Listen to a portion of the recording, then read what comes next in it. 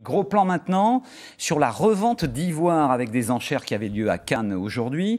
Les éléphants sont bien sûr reconnus comme espèces protégées. Tout commerce de leur défense d'ivoire est totalement interdit en Europe. Mais toutes les pièces qui ont été importées avant 1990 ont le droit d'être revendues. Sous cette condition, le marché de l'ivoire peut atteindre des records. Explication Chantal Fazi, Jean-François Fuster.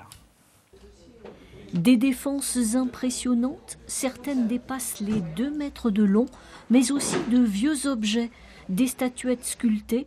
Au total, ce sont plus de 900 kilos d'ivoire brut qui ont été dispersés aux enchères.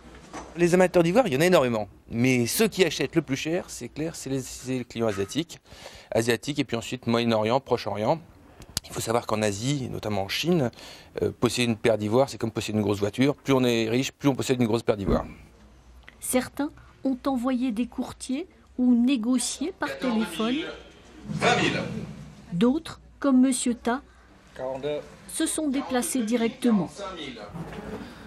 J'aimerais acheter le plus gros paire.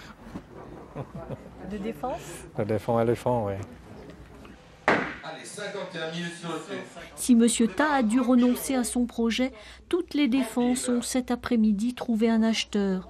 Des objets en ivoire, tous authentifiés, arrivés en Europe avant 1976, ils pourront être exportés partout dans le monde. Chaque dossier est étudié attentivement au moyen de documents d'époque originaux, taxes d'abattage, permis de chasse, bons de transport, contrat de travail en Afrique. Ce qui est très important, il faut bien prendre ça en note, c'est la date de retour sur le territoire européen. Un sujet sensible, tant le trafic d'ivoire a progressé, témoignent les saisies illégales comme celle-ci il y a quelques mois à Paris.